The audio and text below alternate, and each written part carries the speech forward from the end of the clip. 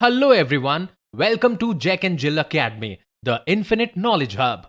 Please watch the video till the end. Also like and share it if you find it useful. Kindly subscribe to our YouTube channel and press the bell icon for latest updates. Hello welcome student, कैसे हैं आप सब लोग। मैं चंदन सोलंकी आप सबका आज की क्लास में स्वागत करता हूं। हमने acid base and salt 10th class science chapter में पार्ट 1, पार्ट 2 और पार्ट 3 इन सारी चीज़ों को कवर कर लिए, जिसमें हमने एसिड, उनकी डेफिनेशन, उनकी फिजिकल प्रॉपर्टीज़, उनकी केमिकल प्रॉपर्टीज़ क्या होते हैं, बेस वो उनका नेचर कैसा होता है, उनकी फिजिकल प्रॉपर्टीज़ कैसी होती है, उनकी केमिकल प्रॉपर्टीज़ कैसी होती है, वो मेटल के साथ रिएक्शन करके या एसिड के साथ रिएक्शन करके क्या गैस प्रोड्यूस करते हैं, क्या प्रोडक्ट बनाते हैं, इन सारी चीज़ों को हमने 1 बाय 1 डिस्कस किया था। आज हम हमारा पार्ट 4 इसमें डिस्कस करने जा रहे हैं, how strong are the acid and base solution. How strong are the acid और बेस सॉल्यूशन। इसमें हम क्या देखेंगे कि जो स्ट्रॉन्ग एसिड और strong base, weak acid and weak base, ये जो होते हैं इनको हम कैसे जज कर सकते हैं कि कोई जो एसिड है वो स्ट्रॉन्ग है या वीक है या फिर मॉडरेट है, और कोई अगर बेस है वो अगर स्ट्रॉन्ग है, वीक है, मॉडरेट है, तो वो एक वैल्यू होती है जिसे हम पीएच कहते हैं, है ना। पीएच एक स्केल होता है, वो स्केल जैसे कि उसको अपन नॉर्मल भाषा में कह सकते हैं कि पैमाना, स्केलिंग। तो वो स्केलिंग हमें ये सिखाता है कि कोई एसिड या कोई बेस वीक है, स्ट्रॉन्ग है या फिर मॉडरेट है। इसी के बारे में आज हम डिस्कस करने वाले हैं। सबसे पहले देखिए स्ट्रॉन्ग एसिड की डेफिनेशन। स्ट्रॉन्ग एसिड की डेफिनेशन हम पहले भी डिस्कस कर चुके हैं ना, कि ऐसा एसिड जो कि एक एक्वस सॉल्यूशन में कंप्लीट आयनाइज हो। एक ऐसा एसिड जो कि एक सॉल्यूशन में, एक्वस सॉल्यूशन में अपने H+ आयन सारे दे दे, कंप्लीटली क्या हो जाए, डिसॉल्व हो जाए। तो स्ट्रॉन्ग एसिड क्या होता है, एक सॉल्यूशन में क्या हो जाए, कंप्लीटली आयनाइज हो जाए या फिर डिसॉल्व हो जाए, वो होता है हमारा स्ट्रॉन्ग एसिड। एग्जाम्पल भी हमने वहाँ पर देखे थे अपने शुरू के वीडियोस में, HCl, H2SO4, HNO3, तीनों का नाम आपको पता है, मैंने बताया भी था। HCl जिसका केमिकल नेम क्या है, हाइड्रोजन क्लोराइड, या फिर जिसे हम कह सकते हैं हाइड्रोक्लोरिक एसिड। H2SO4 जिसका केमिकल नेम क्या है, हाइड्रोजन सल्फेट, या फिर जिसे हम कह सकते हैं सल्फ्यूरिक एसिड। एंड HNO3 जिसका केमिकल नेम है हाइड्रोजन नाइट्रेट, एंड एसिड में इसका नाम है नाइट्रिक एसिड। ये जो डेफिनेशन है ये है हमारी वीक एसिड की। स्ट्रॉन्ग एसिड क्या होते हैं, जो कंप्लीटली डिसॉल्व हो जाए, और वीक क्या होते हैं, जो पार्शियली क्या हो, डिसॉल्व हो, मतलब पूरी तरह से उस सॉल्यूशन में मिक्स नहीं हो जाए। ठीक है, तो ये क्या होते हैं, इनकम्प्लीटली डिसॉल्व होते हैं या फिर पार्शियली डिसॉल्व होते हैं। एग्जाम्पल में क्या था हमारे, CH3COOH जिसे हम कहते हैं एसिटिक एसिड। नाम मैं बता चुका हूँ पहले भी, इसका नाम है हमारा एसिटिक एसिड।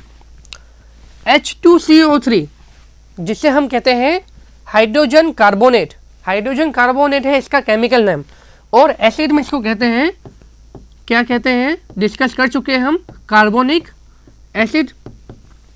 ये शायद आपके लिए नया हो, HCN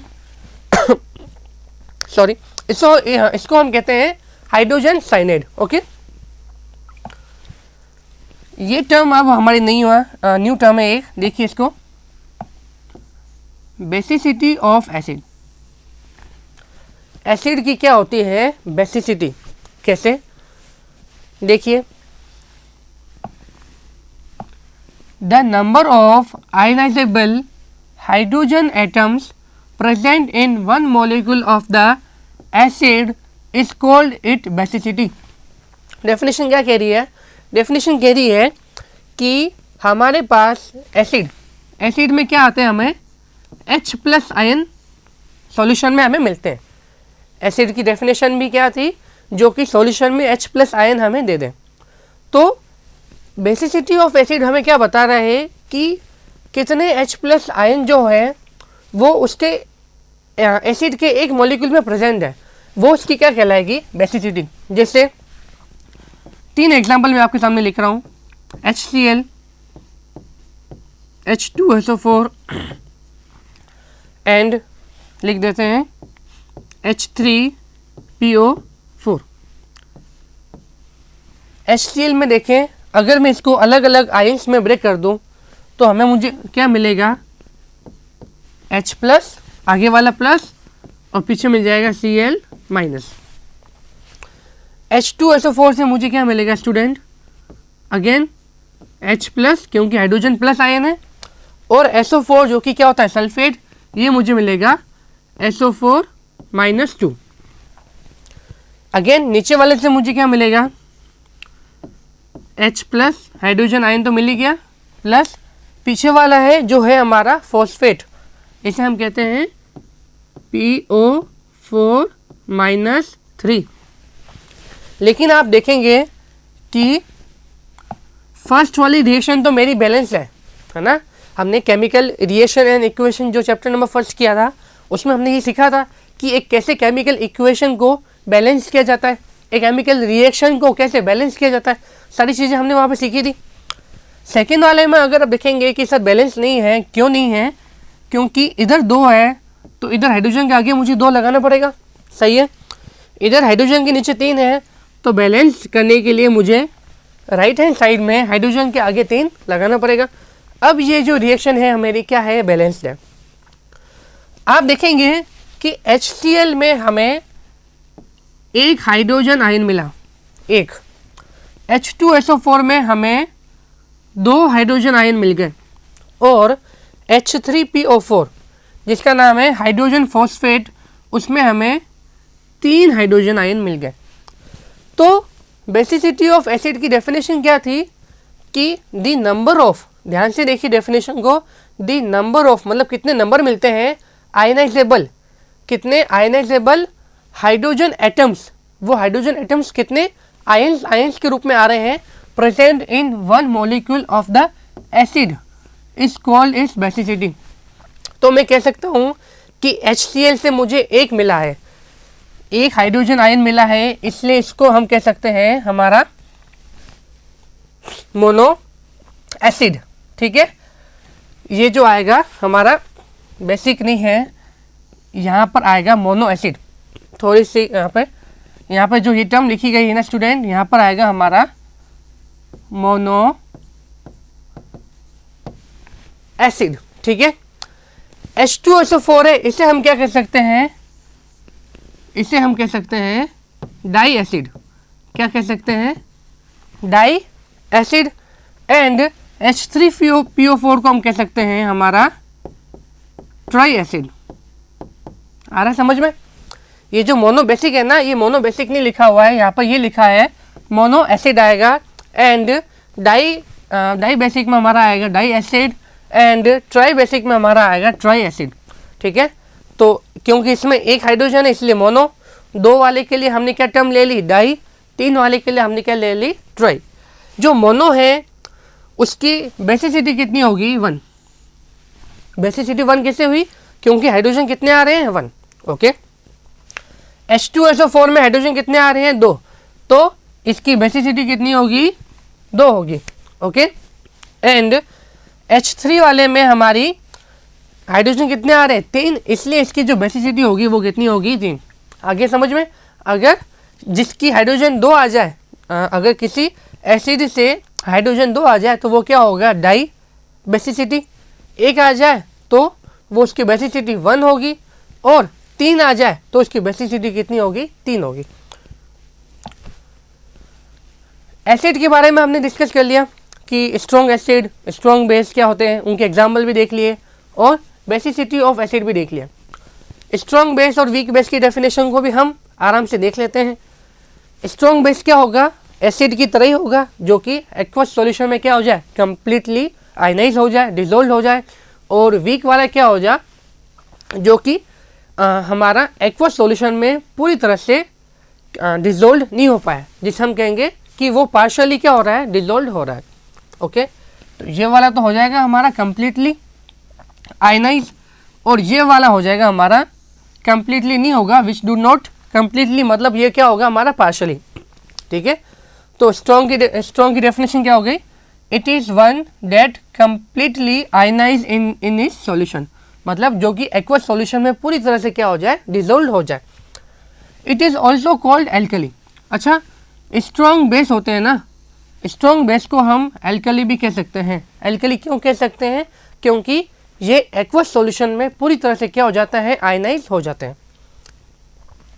एज अ रिजल्ट अगर ये पूरी तरह से आयनाइज होंगे तो क्या होगा, large amount of OH minus ions in the solution, जो कि क्या होते हैं हमारे hydroxide ion. OH minus ion का नाम क्या है, हाइड्रोक्साइड आयन पूरी तरह से हमें मिल जाएंगे। Example NaOH, KOH। NaOH का क्या है केमिकल नेम, सोडियम हाइड्रोक्साइड, और KOH का क्या है, पोटेशियम हाइड्रोक्साइड। NaOH जिसे हम कहते हैं सोडियम हाइड्रोक्साइड, इसका कमर्शियल नेम क्या होता है हमारा, इसका होता है कास्टिक सोडा। एंड इसका क्या होता है KOH का, जिसे हम पोटेशियम हाइड्रोक्साइड कहते हैं, इसका कमर्शियल नेम होता है caustic potash. Okay, weak base के बारे में देखते हैं। तो अभी मैंने बता दिया कि वीक बेस क्या होते हैं, सॉल्यूशन में पूरी तरह से क्या नहीं होते हैं, डिसॉल्व नहीं होते हैं। तो हमें OH माइनस जो आयन होते हैं वो कम लेस क्वांटिटी में हमें मिलते हैं। एग्जाम्पल NH4OH, CaOH का होल ट्वाइस, MgOH का होल ट्वाइस। NH4OH को हम कहते हैं अमोनियम हाइड्रोक्साइड। इसका नाम क्या है, इसका नाम है अमोनियम हाइड्रोक्साइड। और ये दोनों तो मैं आपको अपने बेस वाले लेक्चर में बता चुका हूँ। CaOH का होल ट्वाइस जिसे हम रीड करते हैं, CaOH का होल ट्वाइस, इसका नाम होता है कैल्शियम हाइड्रोक्साइड। और MgOH का होल ट्वाइस जिसका नाम होता है magnesium hydroxide. Acidity of base, acid में क्या था, आपने देखा था स्टूडेंट कि एसिड में था बेसिसिटी, मतलब उल्टा है। आपको ऐसे याद रखना है, अगर एसिड आ रहा है तो उसकी क्या होगी, बेसिसिटी, और अगर बेस आ रहा है तो बेस की क्या होगी, हमारी एसिडिटी। ओके, उसी की तरह है, जैसे डेफिनेशन देख लीजिए, the number of ionisable hydroxide ion present in one molecule of the base is called acidity. कि एक बेस के एक मॉलिक्यूल में कितने OH माइनस आयन आ रहे हैं, ये है उसकी बेस की एसिडिटी। ओके, और एसिड की जो एसिड की बेसिसिटी थी उसकी डेफिनेशन क्या थी, अभी मैंने आपको पीछे बताया था। उसकी डेफिनेशन क्या थी कि एसिड के एक मॉलिक्यूल में, एसिड के एक मॉलिक्यूल में कितने H+ आयन आते हैं, वो होता है एसिड की बेसिसिटी। ओके, और बेस के एक मॉलिक्यूल में कितने OH माइनस आ रहे हैं, वो होता है बेस की एसिडिटी। आई होप आपको अच्छे से समझ में आ गया होगा इनकी डेफिनेशन। एग्जाम्पल उसकी तरह ही है, अगर हमने NaOH को वाटर में डिसॉल्व कर दिया तो हमें क्या मिल जाएगा, सोडियम प्लस आयन, क्योंकि सोडियम की वैलेंसी होती है प्लस, और साथ में मिलेगा OH माइनस। तो आपने देखा कि इस बेस के एक मॉलिक्यूल में ये जो OH माइनस है वो भी कितना आ रहा है, एक आ रहा है, इसलिए इसको हम क्या कहेंगे, मोनो एसिड कहेंगे। और इसको एसिडिटी इसकी कितनी हो जाएगी स्टूडेंट, इसकी एसिडिटी हो जाएगी 1। ओके, यहाँ पे अगेन ये जो टर्म है एसिड नहीं आएगा, यहाँ पे आएगा मोनो बेस। ओके, थोड़ा सा ही करेक्शन है, यहाँ पे आएगा मोनो बेस और इसकी एसिडिटी आ जाएगी हमारे पास 1। MgOH का होल ट्वाइस है, अगर हमने ये एग्जांपल ले लिया MgOH का होल ट्वाइस, ओके, तो यहाँ पर क्या आ जाएगा, अगर इसको मैं वाटर में डिसॉल्व करूँगा तो आ जाएगा Mg+2 and plus OH minus, क्योंकि हाइड्रोक्साइड की तो वैलेंसी -1 ही होती है, Mg की होती है +2। ओके, अब यहाँ पे OH के नीचे 2 है, इसलिए बैलेंस करने के लिए मुझे यहाँ पे 2 लगाना पड़ेगा। तो यहाँ से मुझे बेस का एक मॉलिक्यूल है, यहाँ से मुझे क्या मिल रहा है, 2 OH आयंस मिल रहे हैं, इसलिए NaOH तो मेरा क्या था, एसिडिटी 1, लेकिन MgOH का होल ट्वाइस में इसकी एसिडिटी क्या हो जाएगी 2। बेस की क्या होगी, एसिडिटी, बेस की क्या होगी, एसिडिटी, तो एसिडिटी इसकी कितनी हो जाएगी 2। क्यों होगा, क्योंकि मुझे 2 OH आयनस माइनस मिल गए। यहाँ पर हल्का सा करेक्शन है, यहाँ पर आ जाएगा डाइबेसिक, डाइबेस लिख दो या डाइबेसिक लिख दो, ओके। और अगर आपको ट्राई का एग्जाम्पल लेना है तो आपने AlOH का होल थ्राइस, ये एक और रिएक्शन इसमें शामिल कर लीजिए। इसमें क्या हो जाएगा, एल्यूमिनियम प्लस मिलेगा, तो और एल्यूमिनियम की वैलेंसी होती है +3, साथ में OH माइनस आयन भी मिल जाएगा वापस वही, लेकिन OH माइनस के नीचे 3 है तो इधर भी कितना आ जाएगा, 3 आ जाएगा। तो इसलिए ये जो बेस है इसकी एसिडिटी कितनी हो जाएगी हमारी, इसकी एसिडिटी हो जाएगी हमारी 3। आ गया समझ में कि इस वाले बेस की जो एसिडिटी कितनी हो जाती है स्टूडेंट, 3 हो जाती है। चलिए आगे। अब पीएच जिसकी मैं बात कर रहा था कि एक स्ट्रॉन्ग एसिड और स्ट्रॉन्ग बेस हम कैसे जज करेंगे कि कोई एसिड स्ट्रॉन्ग है, वीक है, कोई बेस है जो कि स्ट्रॉन्ग है या वीक है, जो बेस है वो स्ट्रॉन्ग है या वीक है। तो ये सारी जो चीज़ें जो जज की जाती है वो पीएच वैल्यू पर जज की जाती है। पीएच वैल्यू, पीएच स्केल, ये जो पीएच वैल्यू है या पीएच स्केल कहते हैं ना, एक स्केल आती है, उस पर 0 से लगाकर 14 तक की वैल्यू होती है। कहाँ से, ये लिखा हुआ देखो यहाँ पर 0 आपको विजिबल होगा, और ये 14 और बीच में होगा 7। 7 क्या है, इसका रेफरेंस है, मतलब अगर जो वैल्यू है वो 7 से नीचे आती है तब तो वो क्या होता है हमारा एसिड, क्या होता है हमारा एसिड। अगर वैल्यू 7 से और 14 के बीच में आती है तो सॉल्यूशन हमारा क्या होता है, बेस। आ रही समझ में। अगर वैल्यू हमारी 7 है, एग्जैक्ट 7 है, तो वो ना ही एसिड है ना ही बेस है, वो न्यूट्रल है। न्यूट्रल का मतलब हमारा क्या है, सॉल्ट है। 3 चीज़ें सबसे पहले आपको इसमें पता होनी चाहिए। पीएच वैल्यू, जो पीएच स्केल होता है वो 0 से 14 के बीच में होता है, जिसका रेफरेंस हम 7 लेते हैं। 7 ना ही एसिड होता है ना ही बेस होता है, 7 हमारा न्यूट्रल मतलब सॉल्ट होता है, ओके। अगर वैल्यू 7 से कम आ रही है तब तो वो हमारा एसिड है, 0 से 7 के बीच में आ रही है तब तो वो एसिड है। अगर वैल्यू 7 से 14 की बीच में आ रही है तब तो वो हमारा बेस है। अच्छा, 0 से 7 एसिड और 7 पे है हमारा न्यूट्रल। न्यूट्रल का मतलब हमने कह दिया सॉल्ट, एंड 7 से 14 ये है हमारा बेस, ओके। 0 से 7 एसिड, 7 पे है हमारा न्यूट्रल मतलब सॉल्ट, और 7 से 14 पे हो गया हमारा बेस। अब 0 से 7 में ये देखिए, जैसा कि मैंने कहा कि 0 से 7 में ये होता है हमारा एसिड, ओके। तो वैल्यू जैसे कि मैंने ले लिया 2.2, एक वैल्यू ले ली पीएच की 2.2, एक ले लिया 3.3 और एक ले लिया 6.5। तो जैसे जैसे वैल्यू कम होती है ना वो स्ट्रॉन्ग होता है। अगर मैंने कह दिया किसी की वैल्यू 2.2 है पीएच की तो वो स्ट्रॉन्ग एसिड है, ओके। और अगर मैंने कह दिया कि किसी की वैल्यू 6.5 है तो वो वीक है, क्योंकि 7 पे क्या हो रहा है, सॉल्ट हो रहा है। आप ये देख रहे हैं कि जैसे पीएच की वैल्यू 7 की तरफ जा रही है ना, उसका एसिडिक नेचर तो ख़त्म हो रहा है और उसका सॉल्टी, वो सॉल्ट में कन्वर्ट होना शुरू हो रहा है, उसका नेचर सॉल्टी होना शुरू हो रहा है। अब बात आ रही समझ में। तो हम ये कह सकते हैं ना कि अगर वैल्यू 7 के आसपास 6.9, 6.5, 5.5 है तो वो हमारे एसिड क्या है, वीक है।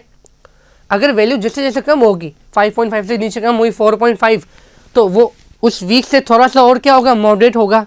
3 पर और थोड़ा मॉडरेट होगा, फिर 3 से लगा के 0 तक में वो क्या हो जाएगा, हमारा स्ट्रॉन्ग एसिड हो जाएगा, ओके। बात आ रही समझ में। तो यही पीएच की वैल्यू हमारे काम में आती है। तो जैसा कि मैंने अभी डेफिनेशन में आपको बता दिया, the pH value measure the degree of acidity और बेसिसिटी ऑफ अ सॉल्यूशन, कि जो pH होता है वो एक सॉल्यूशन का या तो एसिड है या फिर बेस है, ये पता लगाने में वो काम आता है। The pH of a solution is a measure of the molar concentration of hydrogen ions in the solution. ये क्या है, ये इसकी डेफिनेशन है। अभी इसको समझते हैं, इस वाले पॉइंट को अभी नीचे फॉर्मूले से समझते हैं। ये रहा जो हमारा फॉर्मूला, ये जस्ट सेकंड आपको एक्सप्लेन करते हैं। नेक्स्ट पॉइंट देख लें, सारे नेक्स्ट में यही है ना। अब देखिए इसका फॉर्मूला, pH का जो फॉर्मूला होता है ना भैया, pH की वैल्यू हमारे पास आ रही है, हमारे पास pH की वैल्यू आ रही है 2.2, 3.2, 6.5, 7.2, 9.2। तो ये pH की वैल्यू आएगी कैसे? तो इसके लिए एक फॉर्मूला होता है जो क्या होता है, माइनस LOG, जिसे हम क्या कहते हैं मैथ में लॉग। तो माइनस लॉग 10, 10 क्या है, इस लॉग का बेस है, ब्रैकेट में H+। तो ये है pH स्केल का फॉर्मूला। pH की वैल्यू को फाइंड करने के लिए फॉर्मूला होता है माइनस लॉग 10, बेस का लॉग का बेस है लॉग 10 ब्रैकेट H+। तो यही डेफिनेशन में हमने बोला, the pH of a solution is a molar concentration of hydrogen ion इन इस सॉल्यूशन, कि हाइड्रोजन आयन की कंसंट्रेशन क्या होती है ये हमें pH बताता है। The pH stand for power of hydrogen, कि pH क्या स्टैंड करता है, H+। तो द पावर ऑफ हाइड्रोजन, क्योंकि ये जो H है वो P के ऊपर लिखा गया है, H जो है इस P के ऊपर लिखा गया है। तो the pH stand of power of hydrogen. Okay, this value ranges from 0 to 14, value जो है 0 से 14 के बीच में करती है वेरी, और वैल्यू 7 से कम है, बिलो 7 तो क्या होगा एसिड, अबव 7 तो क्या हो जाएगा बेस। ये रही pH की definition. pH is defined as the negative, as the, ये है। अगर आपसे कोई pH की डेफिनेशन पूछ ले, write down the definition of pH, तो आप ये लिखेंगे फॉर्मूला लेकर, पहले फॉर्मूला लिख देना, pH equal to minus log 10 H+। तो डेफिनेशन में क्या आ जाएगा, pH is defined as the negative logarithm, क्योंकि लॉग का फुल फॉर्म क्या होता है लॉगरिदम। तो नेगेटिव क्यों, क्योंकि आगे क्या आ रहा है माइनस आ रहा है, negative logarithm of the hydrogen ion concentration, क्योंकि H+ जो लिखा है ना वो इस बड़े वाले ब्रैकेट में लिखा गया है। और केमिस्ट्री में कोई चीज़ अगर इस बड़े वाले ब्रैकेट के अंदर लिखी जाती है ना, तो इसका मतलब क्या होता है, जो अंदर आयंस आ रहे हैं उनकी कंसंट्रेशन क्या होता है स्टूडेंट, कंसंट्रेशन। ठीक है, अगर केमिस्ट्री में कोई भी आयंस, कोई भी कंपाउंड अगर इस बड़े ब्रैकेट के अंदर लिखे जाते हैं तो जनरली उसका मीन्स होता है उसकी मोलर कंसंट्रेशन। ओके, ये रहा हमारे पास डायग्राम pH का। जैसा कि मैंने आपको बताया कि 7 पे न्यूट्रल है, 7 से जैसे जैसे आगे जाएंगे बेसिक नेचर इंक्रीज होता जाएगा, है ना। 7 से 7.1, 7.2, 8.2 ये थोड़े से क्या है वीक है। 9, 10 आते आते थोड़ा क्या होगा मॉडरेट, 10 से ऊपर चलेगा तो हमारा बेस क्या बन जाएगा स्ट्रॉन्ग। ऐसे ही वैल्यू 7 के आसपास है, 6 और 5 में, तो वो एसिड क्या हो जाएगा वीक। 4 तक आते आते वो क्या हो जाएगा थोड़ा सा मॉडरेट, और 4 से नीचे जैसे जाएगा 3, 2, 1 तो वो सारे क्या हो जाएंगे हमारे strong acid. Importance of pH in everyday life, ये जो pH स्केल होती है ना, pH वैल्यू, इसका हमारा एवरीडे लाइफ मतलब हमारे जनरल लाइफ में भी क्या है बहुत बड़ा इंपॉर्टेंट रोल है। कैसे हैं उसकी एप्लीकेशन देखते हैं कि इसकी एप्लीकेशन हमारे जनरल लाइफ में कहाँ काम आ सकती है। फर्स्ट है हमारा the pH in our digestive system, in our digestive system.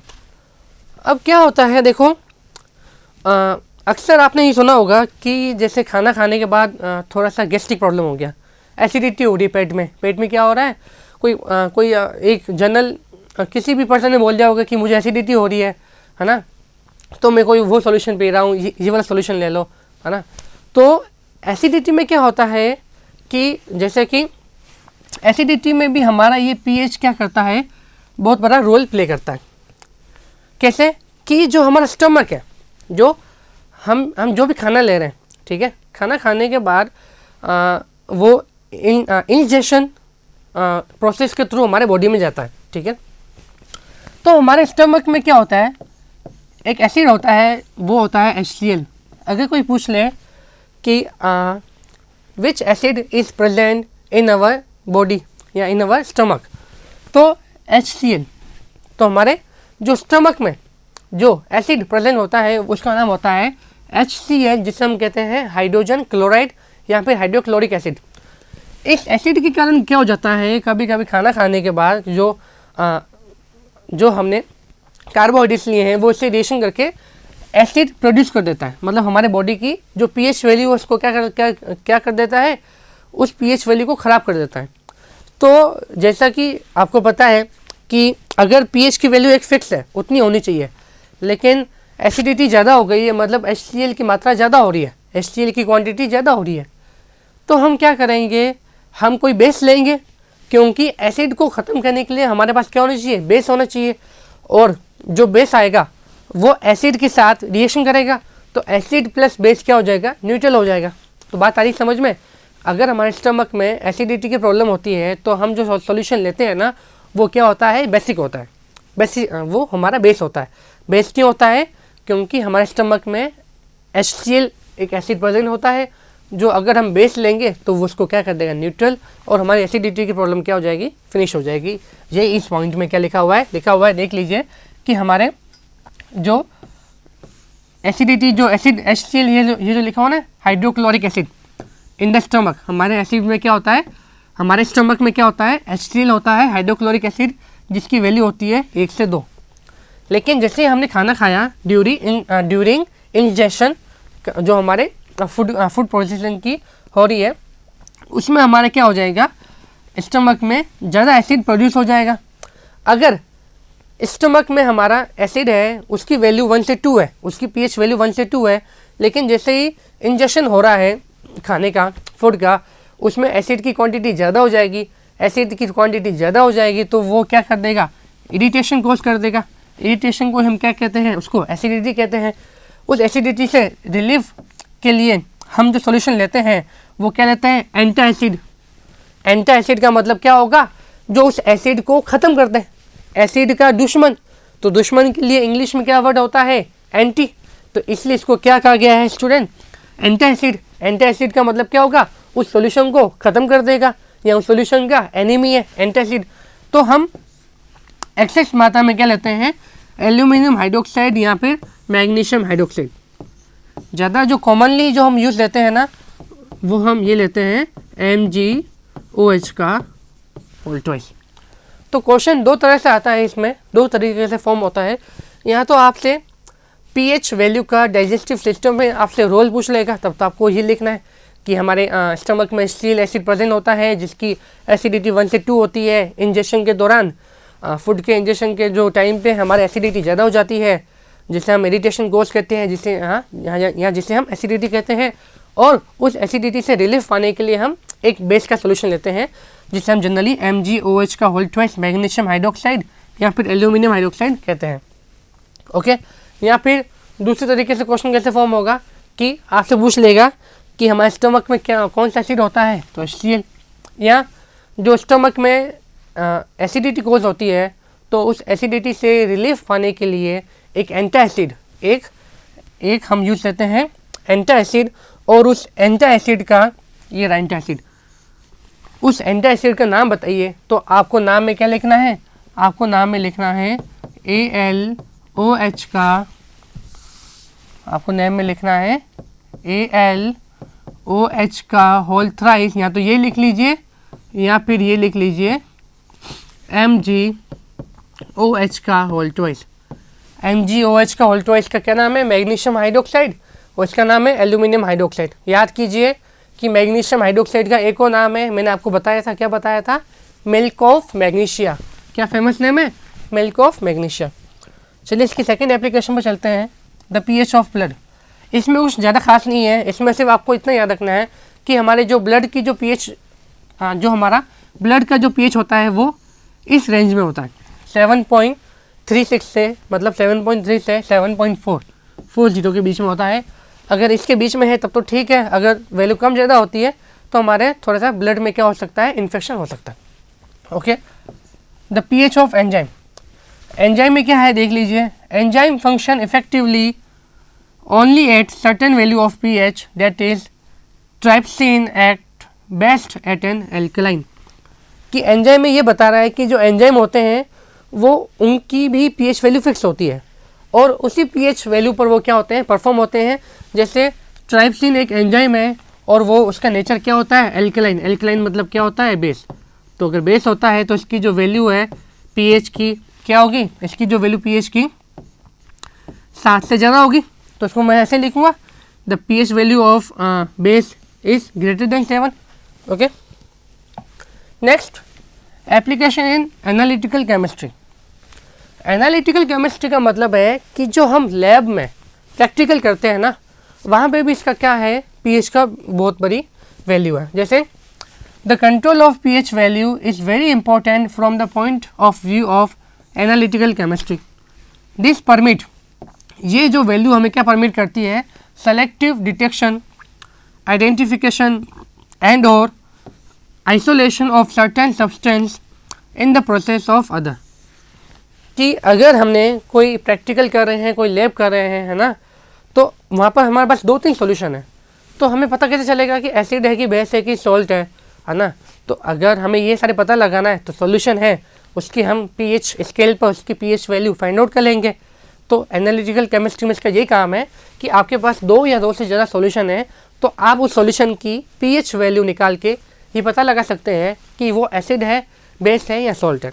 Value 7 से कम आ रही है तो एसिड है, 7 पे आ रही है तब तो वो न्यूट्रल है, हमारा सॉल्ट है, और 7 से ज़्यादा आ रही है तो वो हमारा बेस है। नेक्स्ट, ये अगेन थोड़ा सा इंपॉर्टेंट है हमारा, pH changes as the cause of tooth decay.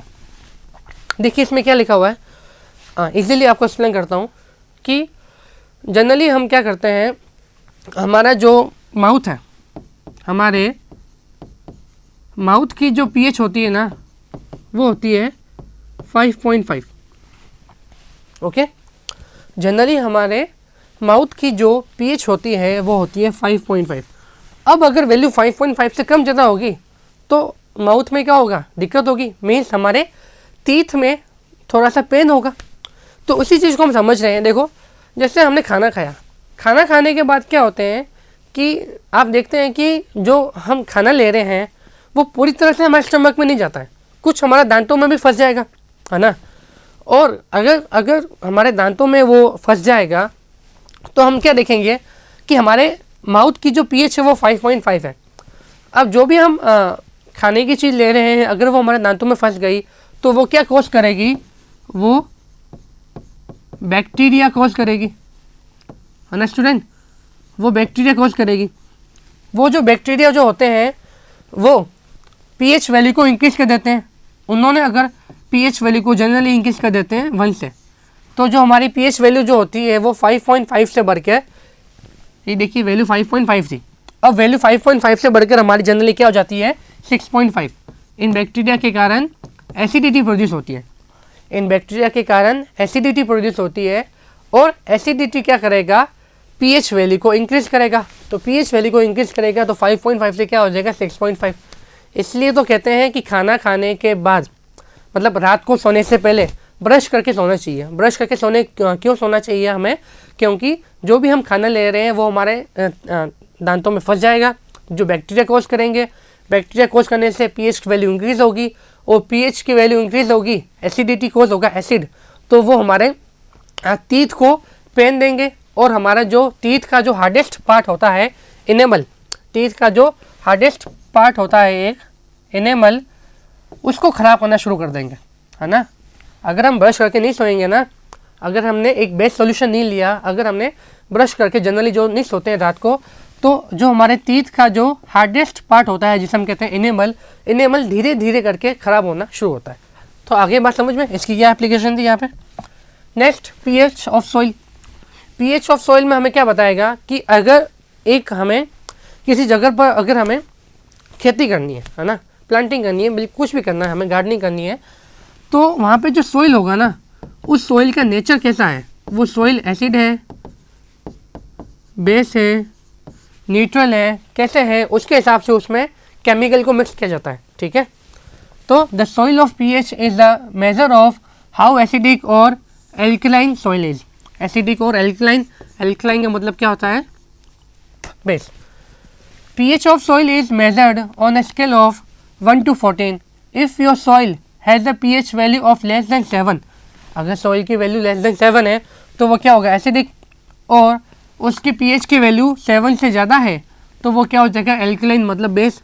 तो एसिड है या बेस है सॉइल, उसके हिसाब से हम उसमें क्या मिलाएंगे, फर्टिलाइजर्स को मिक्स करेंगे, केमिकल को मिक्स करेंगे, ताकि हमारी वो मिट्टी क्या हो जाए, अच्छी सी मतलब जो हमारा जो हमने जिस भी ज़मीन पर, जिस भी लैंड पर हम प्लांटिंग करना चाह रहे हैं, हाँ हम इरिटेशन करना चाह रहे हैं, वो अच्छे से हो जाए। ओके, नेक्स्ट हमारा जो है वो है use of pH by animals and plant in self defence, कि एनिमल और प्लांट भी पीएच के वैल्यू को यूज लेते हैं। जैसे आपने देखा होगा, जनरली सुना होगा कि मधुमक्खी ने काट दिया है ना, वहाँ पे हमारी उस स्किन पे हमें क्या हो रही है, जलन हो रही है। इस मधुमक्खी ने हमें स्टिंग कर दिया, काट दिया, और वहाँ पे हमें बीज की वजह से हमें क्या हो रही है, जलन हो रही है। क्यों होता है, क्योंकि बीज के स्टिंग में क्या होता है, एसिड होता है। ठीक है, अब आपको ये लॉजिक समझ में आएगा। कभी भी अगर किसी मधुमक्खी ने आपको डंक लगा दिया, तो मधुमक्खी के जो डंक होता है, स्टिंग होता है, उसमें हमारे पास एसिड होता है। तो अगर मधुमक्खी किसी स्किन के किसी पार्ट पर हमें काटेगी, डंक मारेगी, तो उस वाले पार्ट में जलन क्यों महसूस होती है, क्योंकि उसमें क्या होता है, एसिड। और जो एसिड है हमारे स्किन के साथ रिएक्शन करके वहाँ पे जलन को प्रोड्यूस करता है। इसलिए उसको न्यूट्रलाइज करने के लिए हम एक बेस सॉल्यूशन का काम में लेते हैं, ताकि जिसका नाम है बेकिंग सोडा। बेकिंग सोडा का फॉर्मूला होता है NaHCO3, sodium bicarbonate. Baking soda NaHCO3 use में लेते हैं, ताकि उस स्टिंग का जो इफेक्ट है वो थोड़ा कम हो जाए। ओके स्टूडेंट, तो आज हमने क्या जाना कि जो strong acid, strong base, weak acid और वीक बेस होते हैं, इनको हम कैसे जज करते हैं। इनको जज करने के लिए हम पीएच वैल्यू को यूज़ लेते हैं। पीएच वैल्यू अगर 7 से कम है तो वो एसिड है, 7 से ज़्यादा है तो वो बेस है, 7 पर है तो वो न्यूट्रल है। फिर हमने पीएच का फॉर्मूला देखा। पीएच का फॉर्मूला क्या होता है, -log10, 10 जो लिखा है वो लॉग के नीचे सबस्क्रिप्ट में ब्रैकेट H+। ओके, और फिर हमने पीएच की वेरियस एप्लीकेशन को देखा डेली लाइफ में, जो कि डाइजेस्टिव सिस्टम में होता है, सॉइल की नेचर को फाइंड आउट करने में, प्लांट एंड एनिमल के सेल्फ डिफेंस में भी देखा, टूथ देखने में भी देखा, एनालिटिकल केमिस्ट्री में भी देखा, वेरियस एप्लीकेशन पार्ट को देखा। ओके, आज के वीडियो पार्ट में इतना ही, बाकी हम अपना नेक्स्ट वीडियो में कंटिन्यू करेंगे। Thank you. Thank you for watching the video. Follow us on Facebook, Instagram, Twitter, and LinkedIn as Jack and Jill Academy for more information. You can also download Jack and Jill Academy's app from Play Store for online courses related to school education from pre-primary to senior secondary level. Competitive exams like NTSC, NDA, CLAT, JEE, NEET, and multi-activities like yoga, art and craft, dance, music, self-defense, and many more.